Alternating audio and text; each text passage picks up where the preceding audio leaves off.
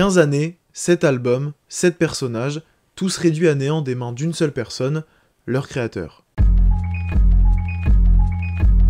C'est en 2023, dans le clip de Sorry Not Sorry, que les personnages de Bastard, Goblin, Wolf, Cherry Bomb, Flower Boy, Igor et Call Me If You Get Lost trouvaient une conclusion dramatique à leur existence. Tyler, the Creator, tel un savant fou détruisant ses propres créations, nous présentait via cette vente aux esclaves sanglante l'évolution de son état d'esprit et nous indiquait que les premières lignes du nouveau chapitre de sa carrière commençaient à s'écrire. Fini les non-dits, fini les costumes, fini les alter-ego, il semblerait que nous nous apprêtons à quitter la fantaisie pour nous ancrer dans le réel, à dire au revoir à Tyler, the Creator pour accueillir Tyler Okonma comme il se doit.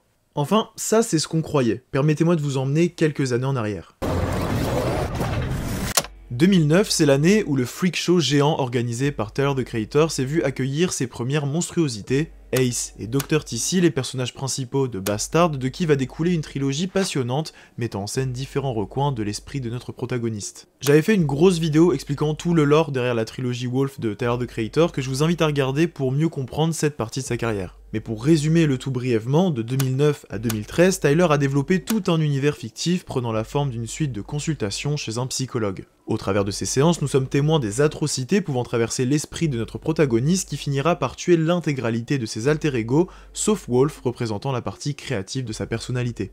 À ce stade de sa carrière, Tyler, the Creator est perçu comme un adolescent edgy, un énième jeune rappeur cherchant la controverse sans pour autant être capable de proposer d'albums musicalement riches et travaillés. C'est ce qui le motivera à créer Cherry Bomb, un album expérimental transpirant sa détermination à prouver à toute une industrie que le creator présent dans son nom de scène n'est pas là par hasard. Cet album donnera naissance à certaines des plus belles compositions du rappeur et rassemblera certains artistes très respectés, mais l'aspect brouillon et bordélique du projet l'empêchera d'être considéré à sa juste valeur. Car à côté de son talent pour la musique, Tyler a malgré lui conservé l'image de troll prenant tout à la légère, une image qui va avoir un impact direct sur la façon dont le public perçoit son œuvre. Ce qui nous emmène en 2017 avec la sortie de Flower Boy, considéré comme le premier album sérieux de Tyler, the Creator. C'est un disque touchant dans lequel le rappeur californien met de côté l'enfant rebelle qui l'habitait pour introduire ses fans à un adulte sensible et réfléchi, abordant des sujets personnels liés à la sexualité ou à la solitude. Et c'est d'ailleurs la première fois que Tyler est crédité seul à l'écriture et à la production de son projet. Une nouvelle page s'était alors tournée dans la carrière du rappeur, mais c'était sans compter sur la sortie d'Igor 2 ans plus tard, son petit chef-d'œuvre qui en plus d'avoir été écrit et composé par notre protagoniste, a bénéficié d'un arrangement fait maison. Cette fois-ci, Tyler nous présente un personnage meurtri par le triangle amoureux dans lequel il s'est retrouvé, une souffrance qui nous est illustrée par les puissants synthés et les violentes basses désormais iconiques de la discographie du rappeur. Igor, c'est le premier vrai succès de Tyler, premier au Billboard, récompensé d'un Grammy, vendu à plus d'1 million d'exemplaires depuis sa sortie, bref, c'est l'album qui va faire basculer la carrière de Tyler, the Creator dans une toute autre dimension.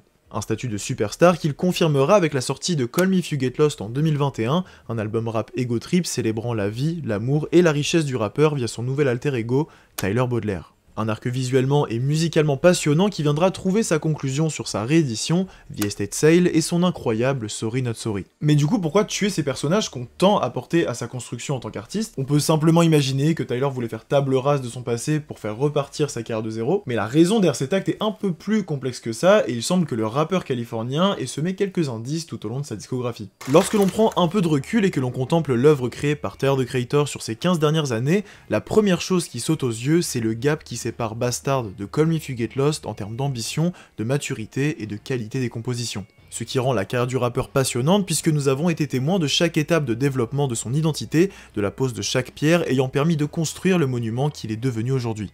Tyler, the Creator apparaît souvent comme l'un des artistes les plus transparents et les plus confiants de l'industrie. Confiant vis-à-vis de son art, de sa personnalité, de son identité, et chaque nouvel album confirmait ce sentiment en nous présentant une version améliorée du Tyler que l'on connaissait.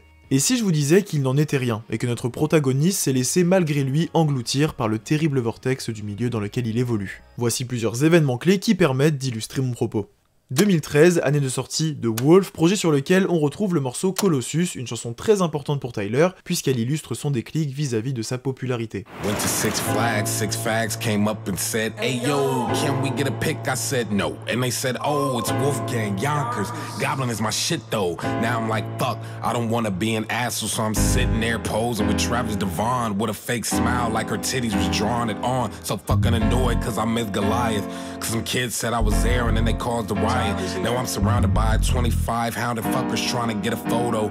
All because they noticed the top with the box logo on them fucking ears. Guarantee they didn't even hear bastard. Là où sur Bastard et Goblin, le rappeur agissait comme si sa musique ne regardait que lui et n'avait pas de conséquences sur le monde réel, il réalise sur Wolf que son art a une portée et que ses mots touchent d'autres personnes. Son récit d'adolescent tourmenté par l'absence de son père a su trouver un public dévoué, soulagé d'avoir enfin un artiste au travers duquel il peut s'identifier. Tyler, the Creator, a désormais une responsabilité en tant qu'artiste et c'est une réalisation qui va arriver à peu près en même temps que l'inconfort qu'il commence à ressentir vis-à-vis de sa réputation dans l'industrie. Donc d'une certaine façon, Tyler se force à changer l'image qu'il véhicule et c'est là qu'il va sortir Cherry Bomb, un peu en mode regardez, je suis plus un ado, je fais de la vraie zik et je véhicule un message positif. Le projet est bordélique et pas tant facile d'accès. Les gens voient ça et ils se disent mais pourquoi il y a le gars d'Adult Swim qui fait de la musique là, je comprends pas.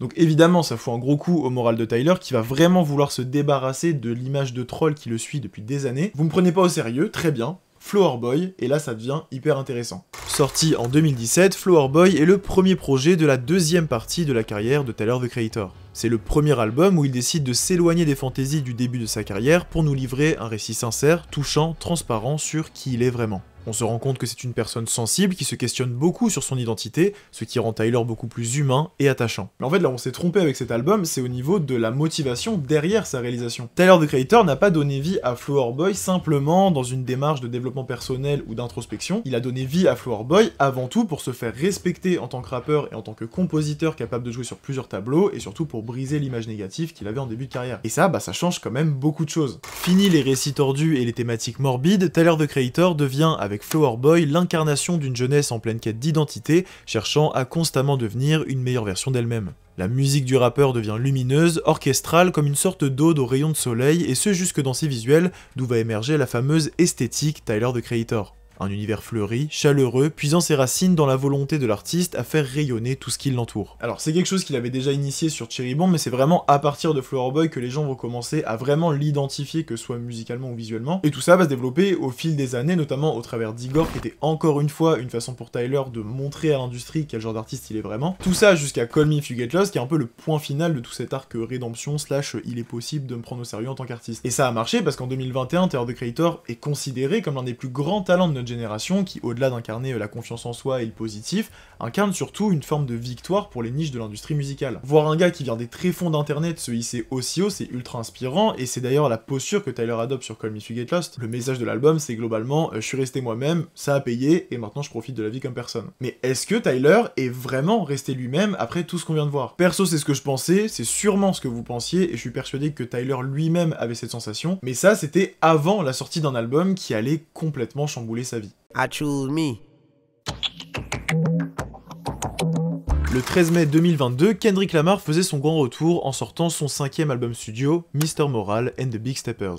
Un projet dense, complexe et hautement introspectif dans lequel le rappeur de Compton tente de débunker les racines de son mal-être. Le double disque est construit comme une suite de séances chez le psy, nous faisant suivre l'évolution de l'état d'esprit de Kendrick Lamar, prenant peu à peu conscience qu'avant de se proclamer sauveur de toute une communauté et de toute une culture, il faudrait qu'il arrive à être le sauveur de sa propre personne. Et cela nécessite une mise à nu totale que le rappeur effectue sur Mr. Moral, nous donnant cette étrange impression d'avoir une écoute intrusive, d'entendre des choses que nous ne sommes pas censés entendre. Kendrick Lamar nous partage des détails tellement intimes de sa vie et de son histoire qu'il est difficile de terminer l'album sans être un minimum bousculé.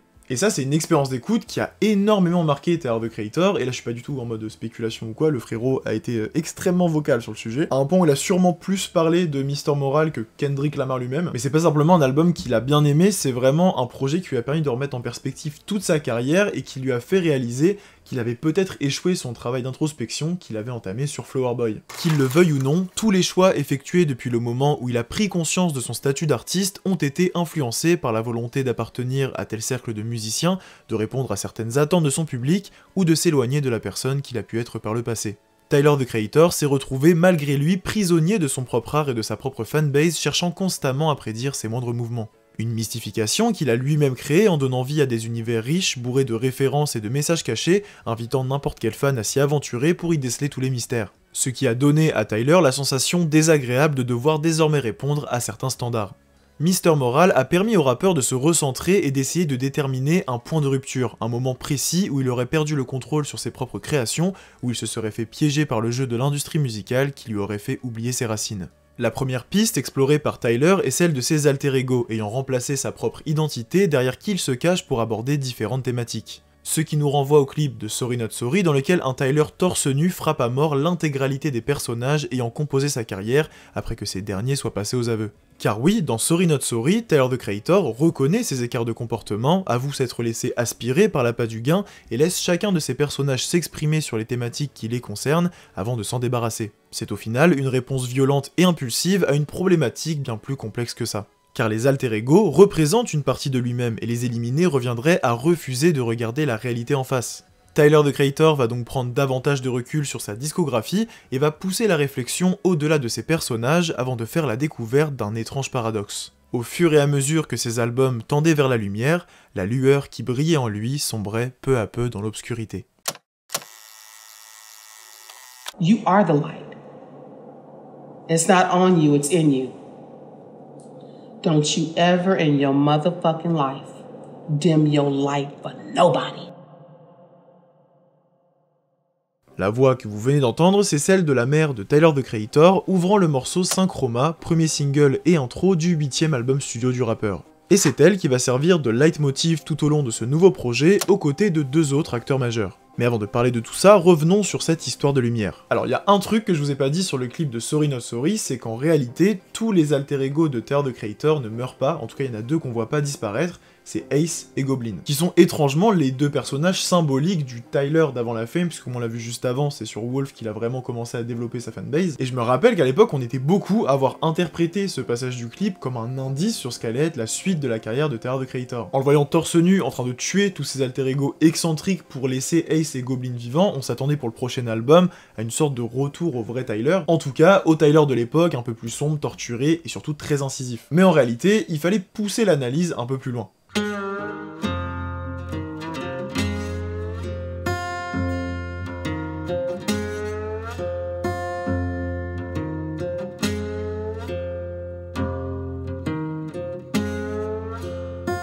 Il n'a jamais été question pour Tyler de laisser Ace et Goblin en vie pour exprimer quelconque regret vis-à-vis de la suite de sa carrière, ou quelconque volonté de refaire sa musique du début des années 2010. Non. Depuis le début, Tyler the Creator nous communiquait son envie de retrouver une certaine forme d'innocence et de pureté qui s'est dissoute au fur et à mesure que sa carrière prenait de l'ampleur. En se débarrassant de Tyler Baudelaire ou de Wolf, le rappeur ne tire pas un trait sur 10 ans de travail mais s'inflige une violente piqûre de rappel. Il prend ses alter ego un à un pour leur dire « Comment avez-vous pu me faire oublier d'où je viens ?» Ce qui explique pourquoi Tyler Baudelaire, véritable incarnation de la luxure, de la gourmandise et de l'avarice, bénéficie du traitement le plus brutal de la vidéo. Car bien qu'il représente la réussite de Tyler the Creator et tout ce qu'il a toujours désiré, il incarne également la version la plus éloignée de sa véritable identité. Ace et Goblin sont laissés vivants car ils sont les seuls à avoir été témoins de la flamme qui habitait Tyler the Creator. De la rage et de la détermination qui motivaient chacune de ses décisions d'où émanait un diamant brut, une forme d'authenticité perdue au fil des années. Tyler avait besoin de s'entretenir avec eux pour tenter tant bien que mal de raviver la flamme des débuts pour éclairer une partie de lui plongée dans l'obscurité pendant plus d'une décennie. C'est ce détail que sa mère souligne dans l'intro de Synchroma. Elle lui dit clairement que le feu des projecteurs et les flashs des appareils photo ne doivent en rien lui faire oublier la présence de la véritable flamme qui brûle en lui.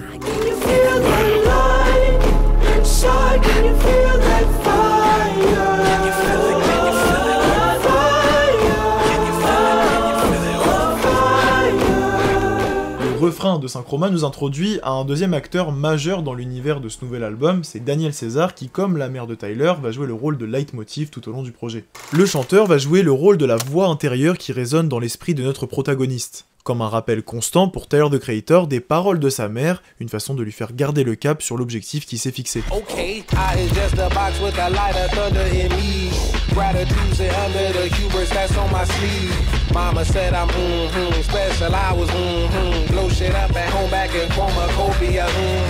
Ce qui nous permet d'introduire correctement le personnage principal de cette nouvelle saga, Synchroma, interprété par Tyler the Creator. Il représente à ce jour l'un des plus grands mystères autour de ce nouvel album et a plongé une bonne partie de la fanbase de l'artiste dans la confusion, tant son arrivée semblait contraire au message véhiculé sur Sorry Not Sorry. Alors qu'on pensait qu'il en était fini des alter ego, Tyler fait son grand retour en mettant en place un tout nouvel univers et en faisant naître un tout nouveau personnage. La couleur disparaît, nous voilà plongés dans un décor militaire dirigé par un dictateur masqué, sans pitié, prêt à sacrifier ses propres soldats. Bienvenue dans le monde obscur, touchant et excentrique de Chromacopia.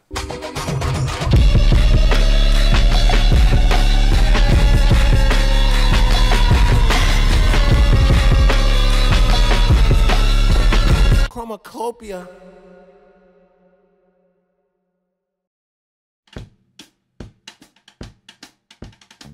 C'était vraiment difficile de comprendre où est-ce que Tyler voulait nous emmener avec son nouvel album sans avoir l'intégralité du projet à disposition. On avait à la fois assez d'éléments pour élaborer des théories ou trouver des pistes d'interprétation, mais en même temps pas assez pour pouvoir les concrétiser. Et c'est en ça que Tyler est aujourd'hui l'un des, si ce n'est l'artiste qui maîtrise le mieux l'art du rollout. Et comme à son habitude, Tyler a su ajuster les curseurs en proposant un rollout surprise, court et terriblement efficace. La promotion de Chromacopia s'est déroulée sur 12 jours, du 16 au 28 octobre, période pendant laquelle le créateur a posé les fondations de son univers, tout en maintenant une hype constante et un mystère presque absolu autour de son nouvel album. Nous avons eu droit à des visuels cryptiques, des singles ou de courts extraits de morceaux, des camions qui ont traversé les États-Unis, du merch, l'annonce d'une tournée mondiale. Nous avons aussi eu droit au reveal de la cover officielle, puis à l'annonce de la date de sortie de Chromacopia, prévue pour un lundi matin, venant briser les codes du fonctionnement actuel de l'industrie du streaming. I think we should put music out again on Tuesdays instead of Fridays for some reasons. I know people think because of the weekend they could listen to stuff and streams go up, and the streaming people are like, oh, streams go up on the weekend, but I think it's a lot of passive listening at parties, or people get the time to go to the gym, so they're not really listening. And people on the weekends, they want to chill and just hang out, so they're not really listening. But I think if you put it out during the week, man, that commute to work or that commute to school or just whatever that is, you really have that hour or 30 minutes in it to really dive in and really listen, because you know once that's over, you got to get to work, and I think when that time is shorter, kind of like procrastination, you get more done, even with listening. And to work on an album for so long and put so much energy to it, and for it to be released at midnight, and I'm talking about America because this is where I'm from, for it to be released at midnight just seems so disrespectful. Like, people are asleep on the East Coast for the most part, and people are going to sleep on the West, and that's when you decide to release music. Like, I think it coming out in the morning would just make more sense. But that's just me personally. I don't know, man, I just really love music. Et ce qui est très fort dans tout ça, c'est que jusqu'à la sortie de Chromacopia, on avait cette sensation bizarre d'être plongé dans un univers auquel on s'était habitué, sans vraiment le comprendre. Pourquoi le noir et blanc? Pourquoi le général masqué? Pourquoi les conteneurs, les clones? Pourquoi Chromacopia? Tant de questions qui nécessitent une lecture attentive du 8e album de Tyler, the Creator pour être répondues. D'ailleurs, en parlant du titre, il serait peut-être temps de se pencher dessus. Alors, Chromacopia est un mot qui n'existe pas, donc tout le monde a un peu essayé de faire sa propre définition, et c'est normal parce qu'on peut vraiment comprendre le mot au travers de plusieurs nuances. Chromacopia est né de la fusion de deux mots racines, chroma et copia, bon jusqu'ici tout va bien. La première partie du mot puise ses origines dans le grec ancien, chroma signifiant couleur, mot qui a ensuite vu son orthographe changer pour chroma, dont la définition se concentre davantage sur le teint à lait et sur le brunissement de la peau au soleil. Copia, de son côté, peut être compris comme une déformation du mot copie, mais si on va puiser dans de potentielles racines grecques, on trouve kopos qui peut signifier travail, mais aussi le fait de se frapper la poitrine de chagrin. Chromacopia pourrait donc être interprété comme travail sur la couleur, englobant tous les sous-entendus et degrés de lecture que le mot couleur peut avoir, que ce soit une dimension purement esthétique, raciale ou encore introspective. Et comprendre le titre de l'album, c'est aussi comprendre son personnage principal, Synchroma. Présenté comme un général masqué impitoyable, Synchroma peut être perçu comme une forme de divinité autoproclamée qui serait en mesure de contrôler la couleur. C'est ce que l'on peut voir dans les visuels de l'album qui se terminent presque tous par un passage du noir et blanc à la couleur. Et de nombreux fans ont relevé la troublante ressemblance entre la thématique des visuels de Chromacopia et le roman pour enfants The Phantom Tollbooth de Norton Juster. Ce livre raconte l'histoire de Milo, un jeune garçon qui va recevoir un péage magique le transportant au royaume de la sagesse. Et dans ce royaume, il existe un personnage nommé Chroma the Great, un chef d'orchestre dont la mission est d'apporter la couleur sur le monde. Alors aujourd'hui, on est toujours incapable de dire si c'est bel et bien une référence volontaire de la part de Tyler, the Creator, et même si la coïncidence peut paraître énorme, je garde mes réserves parce qu'il nous a déjà fait le coup sur Call Me If You Get Lost avec Tyler Baudelaire qui était absolument pas inspiré du poète français, donc à voir. En tout cas, l'idée d'apporter la couleur sur le monde est bel et bien présente dans le nouvel univers de notre protagoniste. Et si l'on se reconcentre sur Synchroma, il est en réalité à ce jour la représentation la plus fidèle de Tyler, the Creator, maître de son univers qu'il souhaite colorer de nouveau. La dimension militaire et autoritaire de ses visuels est l'expression de la rigueur de son travail et de sa radicalité concernant sa volonté de se débarrasser des parts d'ombre de sa personnalité. C'est donc au travers de ce nouveau personnage que Tyler va nous faire suivre son parcours vers la couleur et la lumière, et ce en se livrant sur les différentes failles qui composent son identité.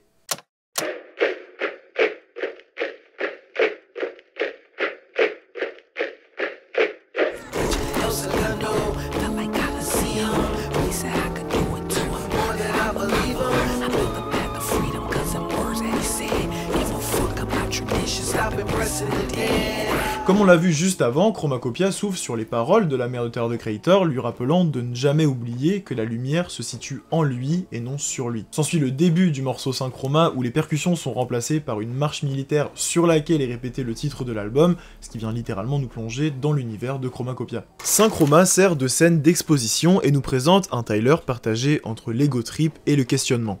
Il commence par un couplet chuchoté dans lequel il rappelle à tout le monde son statut, son capital, sa confiance en soi, comme pour remettre un peu l'église au milieu du village. Et c'est tout bête, mais la symbolique derrière le chuchotement est hyper intéressante. La différence avec un couplet rappé normalement, c'est que le chuchotement sous-entend une écoute plus attentive, plus rapprochée, et le fait d'avoir utilisé ce procédé en introduction est hyper efficace parce que c'est un peu un moyen pour Tyler de dire approchez-vous 2 minutes avant que l'album commence, j'ai 2-3 trucs à vous rappeler. Synchroma joue son rôle d'introduction à la perfection et vise juste sur tellement d'aspects musicaux ou narratifs. Elle permet de faire un pont avec Call Me If You Get Lost, le dernier projet en date de Tyler, the Creator, en reprenant son aspect explosif et ego trip, ce qui permet de nous faire transitionner en douceur vers le monde de Chromacopia. Les bases sont posées, les personnages nous ont été présentés, il est donc temps de voir en quoi l'une des failles actuelles du rappeur est liée à sa popularité. She ain't never met no one who talk like that. And if you hang up on a nigga, bitch, I call right back. C'est là qu'arrive le deuxième son de l'album qui va pousser l'ego trip un cran plus loin. C'est un morceau qui ressemble beaucoup à Corso et Lemonhead dans son message, dans son intensité. Et de toute façon, vous allez voir que Tyler fait quand même pas mal de parallèles avec son précédent projet. Bon, globalement, le message c'est je suis riche, je fais ce que je veux, mais ma popularité m'empêche d'être moi-même. Je m'explique.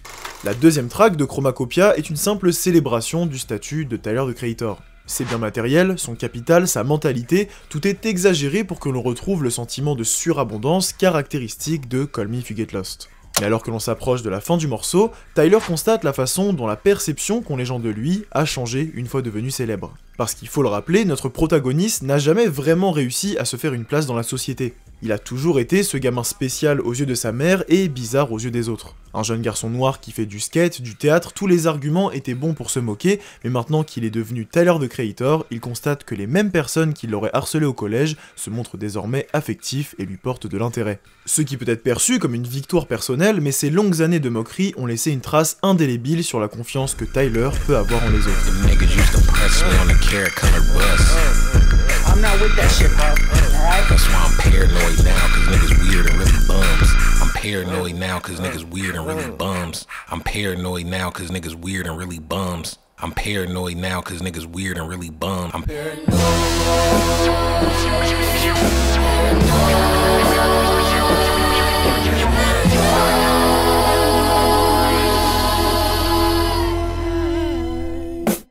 Noid, c'était le lead single de Chromacopia qui m'avait personnellement donné l'impression que ce nouvel album, ça allait être une sorte de Tyler versus ses fans. Le rappeur a toujours été clair sur la relation qu'il entretenait avec sa communauté. C'était une sorte de dynamique amour-haine où il était à la fois éternellement reconnaissant du soutien que lui apportaient ses fans, mais n'oubliait jamais de les remettre à leur place en leur rappelant qu'ils ne sont pas ses amis. Sauf qu'au fur et à mesure que sa carrière se mystifiait et prenait de l'ampleur, il est devenu compliqué de contrôler les comportements intrusifs et parasociaux de sa fanbase. D'où l'idée de masque qui symboliserait à la fois sa volonté de se fondre dans le décor sans se faire reconnaître, mais qui pourrait aussi servir de métaphore pour exprimer la façon dont le rappeur déguise sa réelle identité pour se protéger à cause de son exposition trop importante. Et là on a senti que ça commençait à être un peu trop pour Tyler qui s'est mis à être très vocal sur le sujet, notamment sur Sorry Not Sorry où il demande à ses fans de respecter son intimité, d'autant plus qu'il dévoile déjà assez de choses de sa vie privée dans sa musique. Et là sur Noid il va un peu plus loin en admettant que ses comportements ont eu un impact hyper négatif sur sa vie, ça l'a rendu complètement paranoïaque au point où il ne peut pas sortir de chez lui sans avoir la sensation d'être suivi.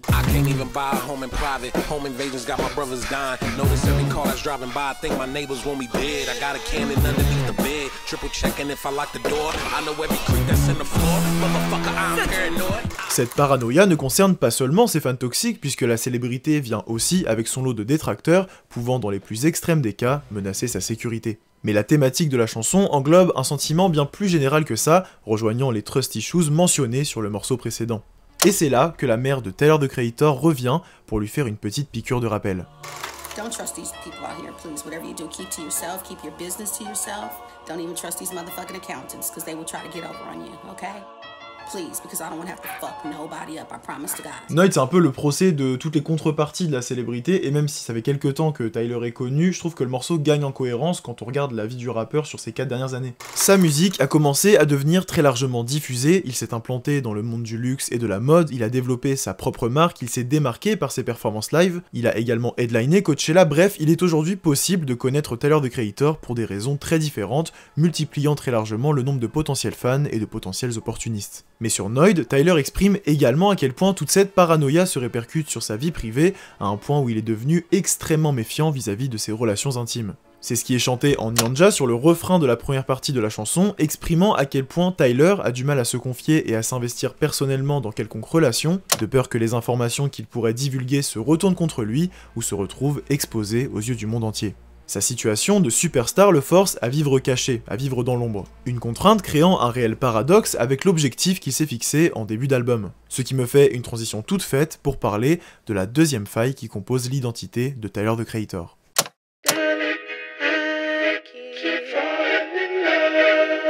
La deuxième thématique principale de Chromacopia concerne les relations intimes du rappeur qui vont être abordées de façon assez différente comparée à ses précédents projets. Et on va devoir refaire un parallèle avec Mr. Moral parce que j'ai du mal à ne pas voir de similitude dans la motivation derrière la création de certains morceaux. Darling Eye, sûrement le morceau le plus Tyler coded de l'album, peut être perçu comme un miroir de la narration de Call Me If You Get Lost. Pour rappel, la majeure partie du 6ème album studio de Tyler, the Creator est consacrée au récit d'une histoire d'amour vécue par le rappeur.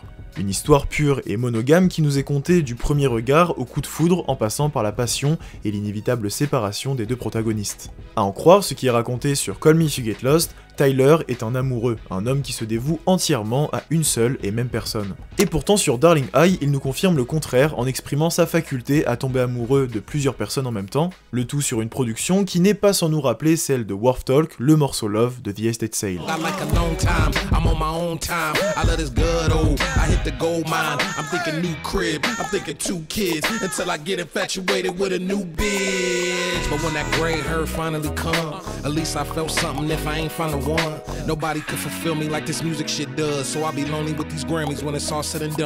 Donc on trouve encore une fois ce côté de, sans le savoir, j'étais peut-être pas à 100% moi-même sur mes précédents projets, et du coup Darling Eye joue vraiment le rôle de la gomme qui vient corriger ses propos et mettre à jour sa façon de penser. Parce que je le rappelle, Tyler ne dit pas qu'il a menti sur ses albums, il dit juste qu'il a évolué, qu'il a changé de mentalité et de perception de la vie, et que le Tyler de l'époque ne correspond pas forcément au Tyler d'aujourd'hui. D'ailleurs, on comprend qu'il tire une leçon de ses histoires d'amour et des erreurs qu'il a pu faire vis-à-vis d'elle, grâce à un nouveau passage audio de sa mère qui lui rappelle de ne pas dire je t'aime à n'importe qui, avant de lui dire que la transparence est la clé de tout. Elle sous-entend évidemment qu'il doit être transparent vis-à-vis de sa situation et des personnes qu'il fréquente, mais si on remet la phrase dans le contexte plus général de l'album, on peut la comprendre comme une façon de dire tu dois aussi être transparent avec tes fans. Et c'est à partir de là qu'il va pouvoir sérieusement commencer le travail d'introspection avec l'un des morceaux les plus personnels qu'il ait jamais écrit. Hey Jane, we got the news and I ain't know what to do. I didn't panic, I was comforting you. Still in shock, but damn, delayed response. Is this really true? If it was bound to happen to me, I'm lucky as you. Hey Jane, comme Wilshire 3 ans plus tôt, est une leçon d'écriture et de storytelling.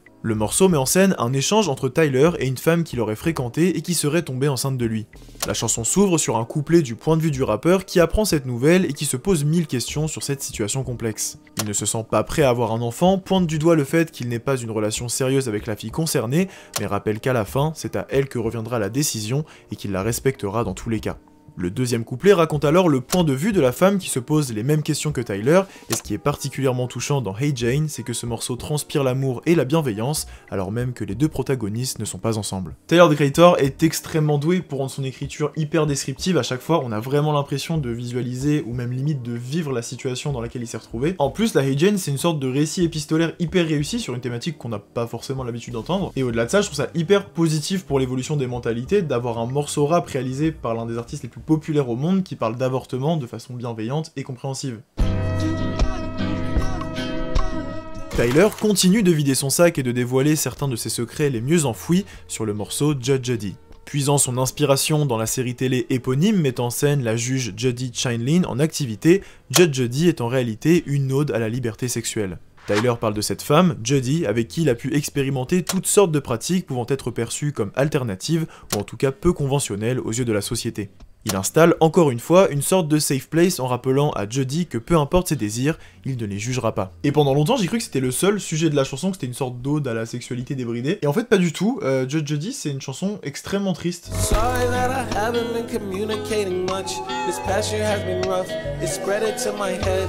I knew it when we met. If you're reading it's too late. I'm on the other side, but I just wanna say. Sur le dernier couplet du morceau, Tyler nous fait réinterpréter l'intégralité de la chanson en nous faisant comprendre que cette femme avec qui il avait partagé ses fantasmes est en réalité décédée. Judge Judy nous est présenté au début comme une sorte de souvenir de Tyler, comme s'il voulait simplement nous conter l'une de ses aventures. Mais en réalité, au moment où il commence la narration, Tyler a déjà la lettre de Judy dans les mains. C'est ce qui lui fait se souvenir d'elle et se rappeler de l'intimité qu'ils ont partagée. C'est seulement une fois ses pensées intrusives terminées qu'il découvre le contenu de la lettre et prend connaissance de la triste réalité.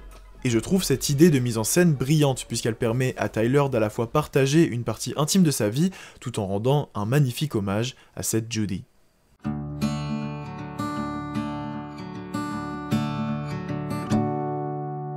Je vous parlais de Mr. Moral juste avant, je vais un peu mieux expliquer pourquoi j'estime qu'il y a des ponts à faire entre les deux albums, notamment sur cette partie. La motivation de Kendrick dans la réalisation de Mr. Moral, c'était vraiment de se mettre à nu pour pouvoir faire le ménage de ses propres démons, sans quoi il ne pourra jamais se proclamer sauveur ou leader d'une communauté. Il balaye littéralement devant sa porte pour qu'on puisse pas lui reprocher plus tard certains de ses comportements. Et dans sa quête de lumière et d'identité, Tyler utilise le même procédé en partageant au monde entier certaines des erreurs qu'il a pu faire vis-à-vis de Jane par exemple, en partageant des souvenirs extrêmement intimes comme celui de Judy. Bref, chacun de ces témoignages lui permet de se libérer d'un poids et de commencer à faire tomber le masque. Mais nous n'y sommes pas encore, il reste encore quelques étapes à notre protagoniste avant de pouvoir espérer baigner dans la lumière. Car si Hey Jane et Judge Judy ont permis à Tyler de dévoiler une partie intime de sa vie, ces deux morceaux ont surtout servi à mettre en avant l'une des autres failles de l'identité du rappeur.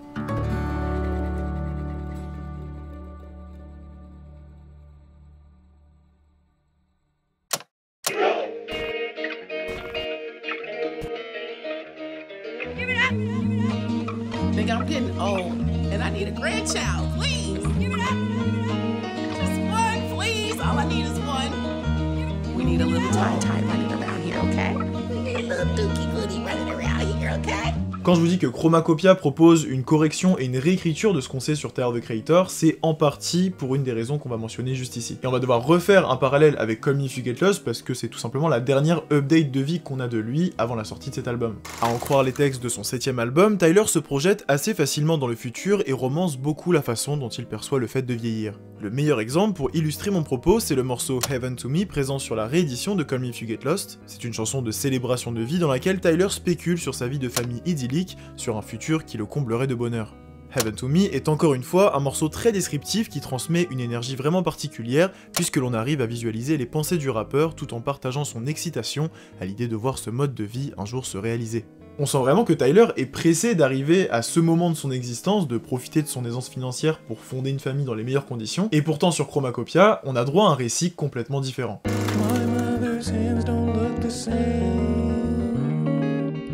These jet black strands are turning gray. I'm gaining weight, I'd rather rest. The thought of children, it brings me stress. Because time is changing. Tyler, the Creator, a en réalité peur de vieillir, peur de voir sa mère partir, peur de perdre l'innocence et l'intrépidité de la jeunesse. Tomorrow est un morceau extrêmement touchant puisque de là d'exprimer la nostalgie et la crainte du temps qui passe, il met en avant la déconnexion que commence à ressentir le rappeur vis-à-vis de son mode de vie et celui de ses proches. Il se rend compte que son statut de superstar menant une vie qui va à 1000 à l'heure, célébrant et exprimant son bonheur au travers de biens matériels, l'éloigne fortement du quotidien de ceux qui l'entourent. Brody had another baby, that's like number 2. My homegirl and I tired, she like 32. They sharing pictures of these moments, shit is really cute. And all I got is photos of my Rari and some silly suits. Will I flip a switch and finally settle down? Go the other way and keep my panties down. I'm too paranoid, so I'ma air it out. And any pressure that you putting on me, I'ma tear down. On se rend compte avec Tomorrow que le Tyler de Call Me If You Get Lost c'est peut-être un peu précipité et qu'il a pas pris en compte tous les paramètres qui viennent avec le fait de vieillir, il a un peu gardé que les bons côtés. Donc je trouve ça hyper touchant de le voir aussi vulnérable sur son nouvel album, en plus sur un guitare-voix que je trouve très réussi. Mais au-delà de tout l'aspect personnel et intime de Tomorrow, j'ai l'impression que Tyler en profite aussi pour faire passer un message vis-à-vis de sa carrière. Parce que le fait de vieillir, c'est aussi s'éloigner de son pic de créativité si jamais Tyler l'avait atteint. Et après un enchaînement d'albums comme celui qu'il a opéré depuis 2017, beaucoup de personnes se demandent si le meilleur n'est pas déjà derrière lui. Donc lorsqu'il dit « Ne m'attendez pas, je m'en sortirai », c'est un peu une façon de montrer à son public et surtout à ses détracteurs qu'il est encore très loin d'être essoufflé. Et que s'il se montre moins qu'à une certaine époque, c'est parce qu'il prend le temps de crafter son art pour lui donner la forme la plus parfaite et la plus authentique possible.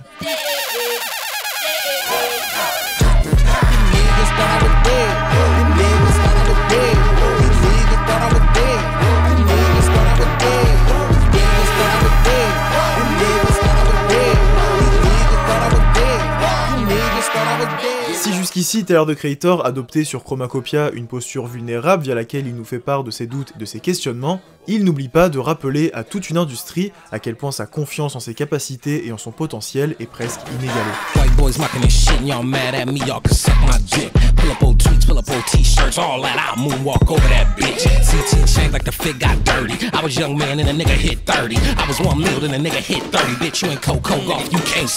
Thought I Was Dead est l'une des meilleures performances rappées de la carrière de Tyler the Creator et je trouve ça fou qu'il continue encore aujourd'hui à améliorer sa plume et son flow. Et c'est tellement plaisant de voir Tyler recadrer quelques tweetos débiles qui essayent de l'attaquer sur son passé, sur son comportement, sur ses paroles, enfin vraiment c'est trop jouissif. Et c'est en partie à cause de ce morceau que je pensais au tout début que Chromacopia ça allait être une sorte de procès géant où genre tout le monde se fait allumer. Bon, finalement c'est un peu plus lisse et un peu plus complexe que ça, mais je garde espoir. En vrai il y a un monde où on aura un EP de Tyler bien crade là où il va insulter tout le monde. Mais derrière son aspect ego trip, Thought I Was Dead vient contrebalancer les propos de Tomorrow très axés sur la peur du temps qui passe. Ici Tyler utilise le temps à son avantage pour souligner la sagesse et le gain de maturité qu'il a acquis avec les années. C'est un peu la version plus poussée du morceau Sticky positionné un peu plus tôt sur la tracklist qui se concentrait davantage sur la supériorité exacerbée du rappeur. Morceau qui était d'ailleurs très bien exécuté et magnifié par la présence de Gloria, Sexy Red et Lil Wayne. Mais sur Thought I Was Dead, Tyler opte pour un angle incisif certes, mais débordant de maturité, ce qui rend d'ailleurs l'apparition de Schoolboy Q d'autant plus cohérente puisque le rappeur a sorti cette année un excellent album se plaçant sous le signe de la sagesse et de la rédemption. L'enchaînement Tomorrow, Thought I Was Dead souligne à la perfection le dilemme qui ronge Tyler the Creator vis-à-vis de sa perception du temps. Il est à la fois effrayé de tous les changements liés à la vieillesse, mais il célèbre en même temps le sentiment de plénitude qui s'en dégage. Et le morceau qui permet d'assembler ces deux sentiments contradictoires pour stabiliser l'introspection de notre protagoniste s'appelle Take Your Mask Off. Big guns, what you got, huh? Slat and pop back at the ops, huh? Gang this and you gang that. Don't let them know that you regret how you became that. J'adore cette chanson en tout point, je crois que c'était mon plus gros coup de cœur à la première écoute. Elle a vraiment cette vibe de morceau de Tyler que t'écoutes en fin d'après-midi en faisant du vélo genre. Bref, mais si je vous en parle ici, c'est pas pour vous conter les bienfaits de sa production, bien qu'il y ait beaucoup de choses à dire à ce sujet, mais je préfère qu'on se concentre sur sa structure et sur le message qu'elle véhicule. Take Your Mask Off est séparée en 4 parties, elles-mêmes reliées par des refrains. Chaque couplet est utilisé pour nous raconter un récit inspiré de certaines catégories de personnes contraintes de porter un masque au quotidien, donc de cacher une partie de leur identité. Le premier couplet est consacré à un jeune issu de la classe moyenne venant d'une bonne famille ayant bénéficié d'une enfance paisible, mais qui décide de jouer au gangster pour se donner un genre. Interprétez-le comme vous le voulez, mais moi je le vois vraiment comme un tacle général à toute la génération de rappeurs qui arrivait aux alentours de 2016, qui capitalisait beaucoup sur le côté gangster, un peu torturé, qui s'inventait beaucoup des vies pour rien. Je pense que c'est assez explicite quand Tyler dit « Aucun de tes face stats ne pourront camoufler le fait que tu es triste », mais du coup ça permet vraiment d'implanter la thématique du masque et tout l'aspect théâtral de la vie de certaines personnes qui n'arrivent pas à accepter leur identité, ou en tout cas à l'assumer, et qui vont jouer un rôle pour se fondre dans leur environnement ou pour appartenir à certains groupes sociaux. C'est pour ça que le refrain de Take Your Mask Off est simplement constitué de 2 phrases qui se présentent à nous comme une petite tape sur l'épaule, comme un conseil bienveillant nous indiquant que la seule façon d'être heureux est de faire tomber le masque. D'ailleurs, vous remarquerez que l'on retrouve Daniel César sur le refrain qui, on le rappelle, joue le rôle du subconscient de Tyler the Creator, Un choix musicalement pertinent, mais surtout narrativement intéressant lorsque l'on se penche sur la suite du morceau. Les deux couplets qui vont suivre vont mettre en scène deux nouveaux personnages. Le premier, c'est un jeune homme gay et catholique et contraint de camoufler son orientation sexuelle vis-à-vis de sa religion, et une mère de 3 enfants, femme au foyer, qui a été contrainte de tout abandonner pour fonder une famille. Et dans ce couplet, la notion d'identité prend un sens littéral que je trouve magnifique, parce que Tyler souligne que cette femme s'est tellement enfermée malgré elle dans son rôle de mère et de mariée, qu'elle en a littéralement perdu son nom. Il ne reste plus rien de la personne qu'elle était avant. Ce qui nous amène au 4e et dernier couplet de Take Your Mask Off. $10 million invested, no justifying that. Trying to sell them weird ass clothes, nobody buying that. Sentiment is right, but your audience isn't racked enough. That shit is a failure, my nigga. Go ahead and pack it up and put it in the trunk. You talk a lot of shit to not even be #1. Your beats ain't placing, them songs ain't slapping, your raps ain't ranking, your stage presence don't even be in a conversation. Go home.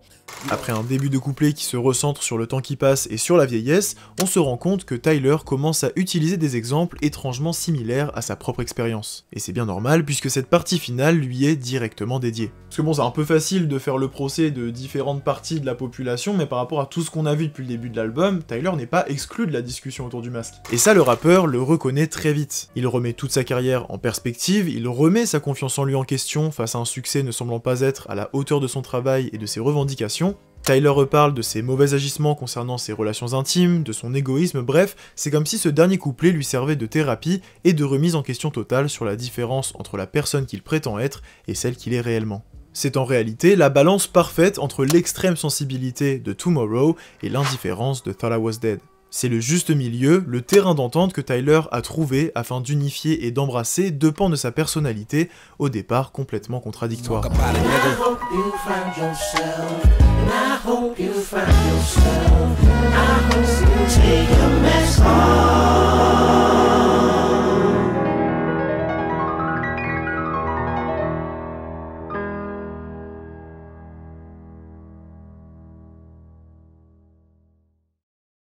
It sucks that whenever we, and I mean guys that look like me, do anything that's genre bending or that's anything, they always put it in a rap or urban category, which is, and I don't like that urban word, it's just a politically correct way to say the N-word to me. S'il y a bien une chose sur laquelle on peut se mettre d'accord, c'est sur le fait que Tyler n'est pas considéré comme un rappeur activiste, il fait simplement la musique qu'il aime, il raconte les histoires qu'il a envie de raconter sans jamais politiser son discours, et les rares fois où il va le faire, c'est souvent dans son intérêt personnel. Ce que je veux dire par là, c'est que Tyler a déjà abordé des thématiques liées au racisme ou à l'homophobie dans ses chansons, mais pas pour servir une cause plus grande que lui, à chaque fois c'était juste des témoignages de son vécu, ce qui est totalement ok, on s'entend là-dessus. Tyler s'est déjà exprimé en interview sur des sujets politiques ou sur des thématiques raciales.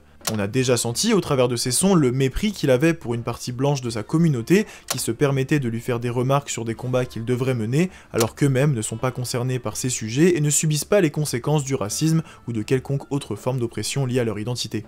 C'est ce qui, je pense, a motivé Tyler à questionner puis embrasser son statut d'homme noir qui prenait assez peu de place en début de carrière. Et là je vais me répéter, mais c'est dans ces moments-là qu'on se rend compte à quel point Mr. Moral a eu de l'influence sur Tyler, the Creator. Mais du coup, en quoi Chromacopia met l'accent sur l'aspect racial de l'identité de notre protagoniste? La première chose qui saute aux yeux, c'est l'existence du personnage de Saint Chroma, et plus spécifiquement de sa coupe de cheveux. En effet, Tyler semble s'être inspiré de l'Amasunzu, une coiffure traditionnelle originaire du Rwanda, qui sert entre autres à exprimer la bravoure, la force et le statut social des hommes qui la portent. L'Amasunzu est considérée comme l'une des coiffures les plus créatives qui puissent exister, et je pense ne pas avoir besoin de vous expliquer en quoi son utilisation par Tyler, the Creator pour le personnage de Saint Chroma fait complètement sens. Mais au-delà du sous-entendu artistique qui se cache derrière le choix de l'Amasunzu, c'est surtout une façon pour Tyler d'embrasser ses racines africaines, car bien qu'il ne soit pas rwandais, c'est l'occasion pour lui de célébrer la culture d'un continent souvent bien trop peu représenté sur la scène médiatique. Et vous allez voir que la dimension raciale de la coiffure joue également un rôle très important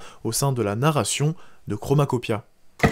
I gotta work, I gotta eat. If they see you on top of me, I gotta leave, bitch, I killed you. Your natural state is threatening to the point that I point at myself and self-esteem, bitch, I killed you. Bon, I Killed You, c'est probablement l'un des meilleurs morceaux que Tyler a pu écrire dans sa carrière. C'est une chanson dans laquelle il met en scène la relation difficile que peuvent avoir les noirs vis-à-vis de leur coupe de cheveux à cause des constructions sociales racistes. Bon, je vous apprends rien, nos sociétés ont baigné dans le racisme pendant des années, et certaines baignent d'ailleurs encore dedans aujourd'hui. Et les années d'esclavage, de colonisation, de ségrégation, de classification des races ont laissé une trace indélébile dans la perception qu'ont les populations blanches dominantes des cheveux considérés comme crépus ou frisés. Ils sont jugés comme sales, comme pas esthétiques, ce qui amène beaucoup de jeunes noirs à se raser la tête ou à se lisser les cheveux pour pouvoir se rapprocher au plus du standard imposé par les blancs. C'est un phénomène qu'on remarque aussi beaucoup dans le milieu scolaire ou dans le monde du travail, où certains employeurs vont demander à des personnes noires de se raser la tête, de se couper les locks, pour mieux s'intégrer dans leur milieu. Et tout ça, ça a été mis sur le dos du professionnalisme ou de l'esthétisme, mais en réalité, c'est une forme d'humiliation, puisqu'on demande aux personnes noires de se débarrasser d'une partie de leur identité. Et je trouve ça particulièrement ingénieux que Tyler décide de s'adresser directement à ses cheveux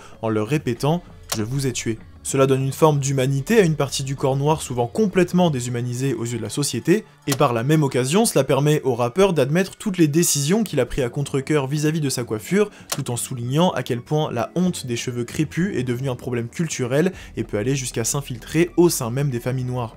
Heureusement, les mentalités évoluent et les communautés noires ont réussi à se réapproprier leurs cheveux, quitte à parfois en faire un symbole fort de revendication. Il n'est pas rare, même au sein de l'industrie, de voir des artistes remettre sur le devant de la scène des coiffures issues de différentes cultures africaines, voire même parfois d'éduquer leur public sur la forte dimension identitaire et raciale qui se cache derrière. L'un des meilleurs exemples de la musique moderne, c'est l'incroyable Don't Touch My Hair de Solange qui prend le problème dans l'autre sens en expliquant que la fascination blanche autour des cheveux des noirs est une forme de micro-agression et d'actes racistes maladroits. Et donc, en 2024, Tyler, the Creator décide à son tour de remettre le sujet sur la table dans ce qui pourrait être considéré comme sa première chanson engagée, une façon pour lui de créer une rupture avec son lui du passé. Nous qui l'avions presque toujours connu, les cheveux rasés, coupés très courts ou colorés, il arbore désormais fièrement une coiffure venue tout droit d'Afrique centrale, au travers de laquelle il revendique son identité ethnique.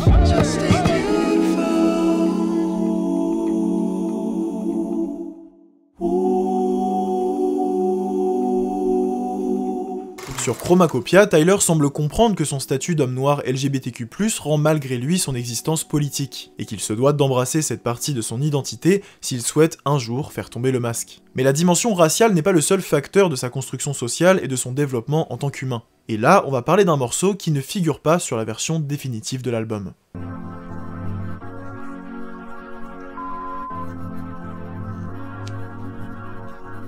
Alors si vous collectionnez les versions physiques des albums de Tyler, vous devez savoir qu'il a l'habitude de cacher des variants ou des morceaux inédits dans ses CD et dans ses vinyles. Boyfriend sur Igor, Fishtail sur Come If You Get Lost, bref. Et cette fois-ci, le morceau caché sur Chromacopia s'appelle Mother. Yeah, mama told me not to come over there. Y'all niggas lost and you're trapped in your thoughts cause you shoot and you kill over lane you ain't bout. Y'all probably gonna end up dead or in jail. C'est une chanson sur laquelle Tyler parle de sa mère, bien joué. Ce qui me paraît être une évidence pour un album dont le concept est l'introspection, puisque le modèle familial et l'éducation jouent un rôle très important dans la construction d'un individu, ça je vous apprends rien. Le premier couplet est dédié à sa mère et à la façon dont l'éducation stricte qu'il a reçue de sa part l'a aidé à s'éloigner de la rue et de toutes les activités qui auraient pu ruiner sa vie. Parce que contrairement à ce que l'on croit, Tyler n'est pas issu des banlieues pavillonnaires calmes et développées de Los Angeles, il a grandi dans des quartiers qui auraient pu lui réserver un tout autre avenir si sa mère ne lui avait pas imposé un cadre aussi strict. Mother est donc un hommage, une lettre de remerciement à sa mère qui est en grande partie responsable de l'homme qu'il est devenu aujourd'hui. Ce qui nous amène au deuxième couplet de la chanson qui est cette fois-ci dédié à la partie manquante de son modèle familial. Did you ever meet your father? I think I did at 12, supposedly, but I don't really know. That's what my mom said, but... Are you mad at him? Did he desert the family? Nah, dude, I'm stoked. I think if I had a dad, I would have went the normal college route and like a lot of other people. So you're not angry at him? I'm so stoked my life panned out how it was.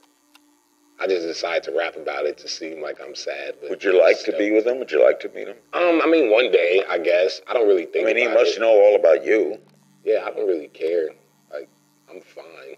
Et là on arrive à l'un des sujets les plus importants de la carrière de Tyler, sujet qui est quasiment devenu un mème avec les années, son père. Vous le savez très certainement, Tyler n'a pas connu son père, il a été élevé seul par sa mère, et c'est un sujet qu'il a beaucoup abordé sur sa carrière de façon très différente. C'était d'abord de la haine, de l'incompréhension, il y a eu aussi de l'indifférence, et très vite s'est transformé en sorte de blague, voire même en source de motivation pour le rappeur, puisqu'il dit lui-même que l'absence de son père serait l'une des raisons principales de son succès. Et c'est hyper intéressant parce que le sujet est de nouveau abordé sur Mother avec un procédé similaire à l'évolution de son point de vue vis-à-vis de son paternel.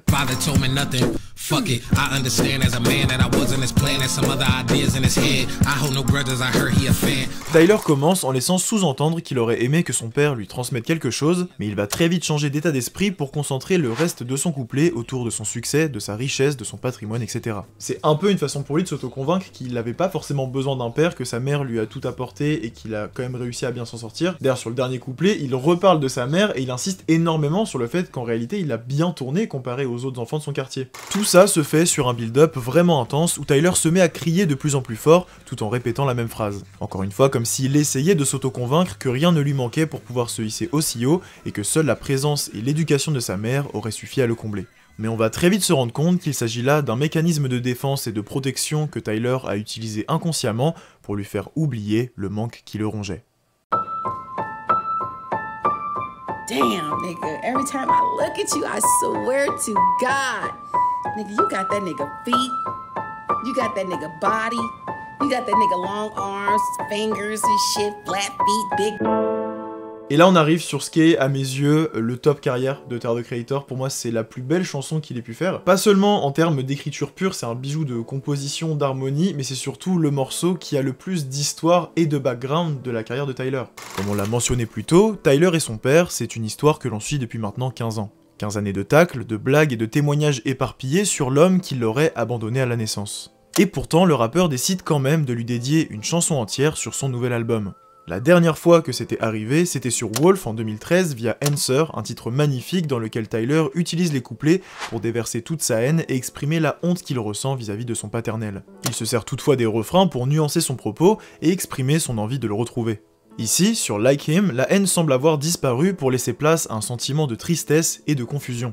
Tyler, the Creator prend le temps d'exprimer la difficulté de se construire sans figure paternelle, une difficulté d'autant plus importante puisque sa mère, sans le vouloir, faisait vivre l'esprit de son ex-conjoint à travers son fils. Tyler a grandi en étant sans cesse comparé aux comportements et aux ressemblances physiques qu'il aurait avec son père, des comparaisons impossibles à visualiser pour lui et difficiles à digérer lorsqu'il s'agit d'une personne qu'il considère comme un déserteur, un fuyard qui l'aurait laissé lui et sa mère seuls dans une situation précaire. Et pourtant, Tyler cherche à se rapprocher de lui, comme s'il ne pouvait s'empêcher de poursuivre cet inconnu qui lui paraît tant familier.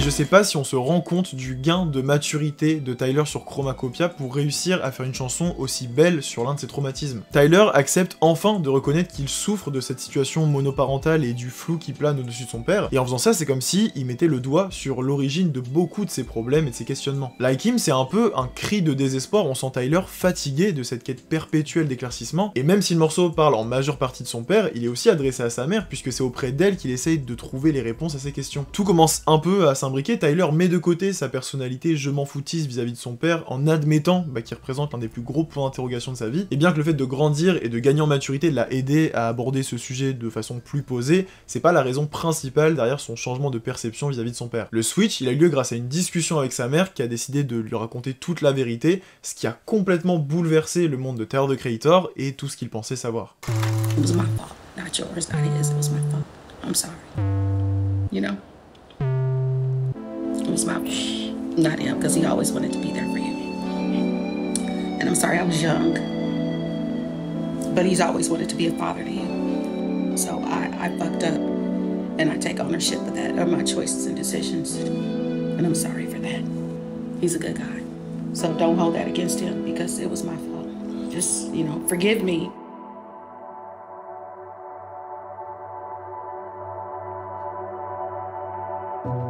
Avec ce passage aux aveux, la mère du rappeur vient apaiser le cœur de son fils et vient lui faire comprendre que les décisions prises par elle ou son père n'ont en aucun cas été pensées pour lui faire du mal. Et il faut se rendre compte à quel point cette révélation remet en perspective l'intégralité de la carrière de Tyler, the Creator. Si le rappeur avait confronté sa mère un peu plus tôt, peut-être que nous ne l'aurions jamais connu en tant qu'artiste, puisque le point de départ de sa carrière, c'est la colère. La colère d'avoir été abandonné par son père, la colère d'être un bâtard et de ressembler à une personne qui l'aurait rayé de sa vie. Si Tyler savait depuis le début qu'il s'agissait de la volonté de sa mère de l'éloigner de son père, l'histoire aurait été bien différente, et peut-être que le rappeur n'aurait pas pu puiser dans cette rage qui lui a permis de se dépasser pendant 15 ans. Et c'est en ça que Like Him s'élève au-delà des simples morceaux touchants. C'est une chanson qui vient littéralement réécrire une partie de l'histoire de Tyler, the Creator. C'est une chanson qui vient corriger l'une des, si ce n'est la plus grosse rature du script de sa vie. C'est une chanson qui exprime à la perfection son sentiment de confusion vis-à-vis des déclarations de sa mère, des déclarations qui étaient depuis tout ce temps la clé permettant d'ouvrir la porte qui renfermait la pièce manquante de son identité, la dernière zone d'ombre qu'il se devait d'éclairer pour mieux comprendre qui est ce Tyler Okonma. Et cette découverte ne pouvait être rendue possible sans le long travail d'introspection, la transparence et l'émouvante beauté de son 8e album studio, Chromacopia.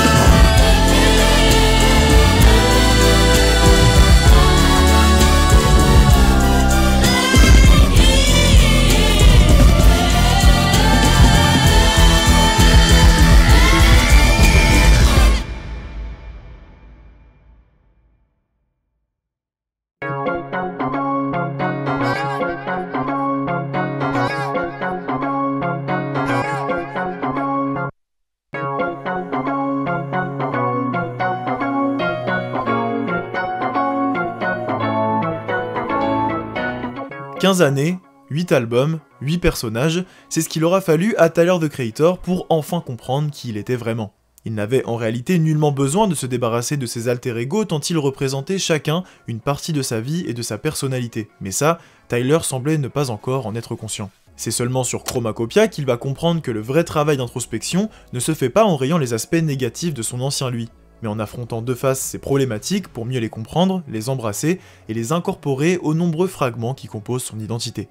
C'est en ça que réside la beauté du personnage de Saint Chroma, représentant un Tyler, the Creator extrémiste à l'idée de tout changer et de faire revenir la couleur sur son monde, peu importe les sacrifices nécessaires. Le masque qu'il porte a d'ailleurs différentes symboliques. La première, en lien avec le message de Chromacopia, exprime le reniement de son identité au détriment de sa célébrité comme un véritable masque qu'il porterait, camouflant les vrais traits de son visage. Mais l'utilisation du masque possède une autre interprétation que Tyler confirmera lui-même lors de la release party de son album.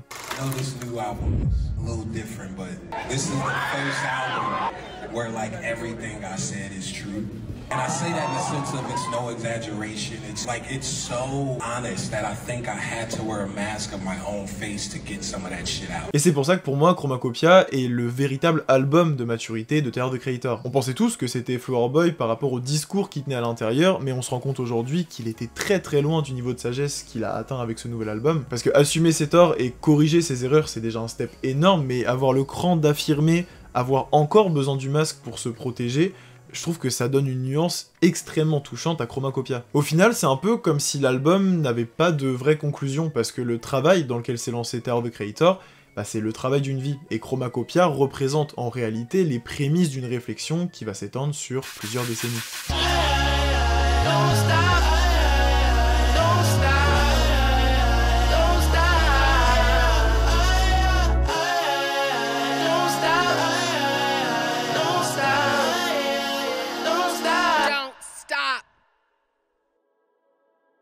Car oui, Chromacopia ne se termine pas sur la résolution totale des problèmes de notre protagoniste, mais sur un message d'espoir le poussant à continuer le travail qu'il a entamé sur la couleur et sur la lumière. Et le fait qu'il s'agisse de Daniel César qui lui répète de ne pas abandonner vient conclure de la plus belle des façons son rôle de leitmotiv.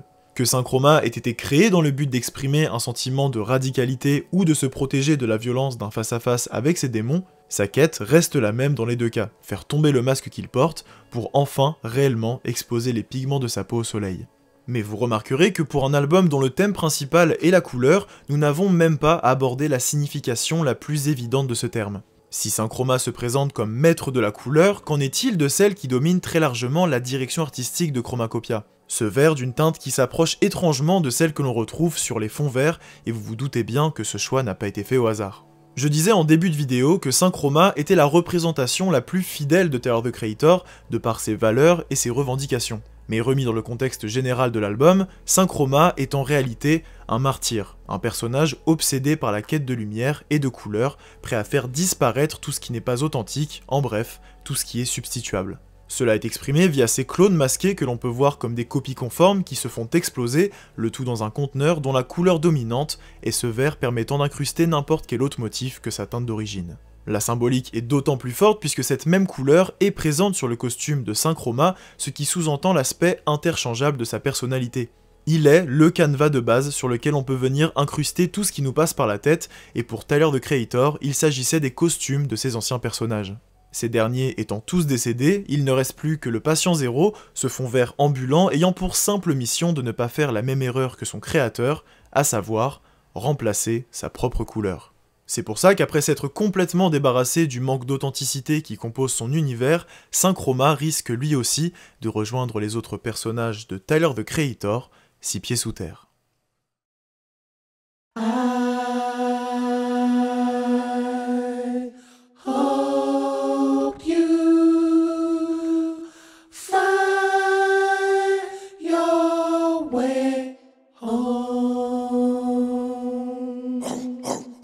Tyler, the Creator semble commencer à faire la paix avec ses différentes personnalités et commence à accepter sa réelle identité, celle de Tyler Okonma. Et je trouve ça fascinant que Chromacopia arrive à un moment aussi crucial de sa carrière, puisque le rappeur est actuellement au sommet de sa popularité.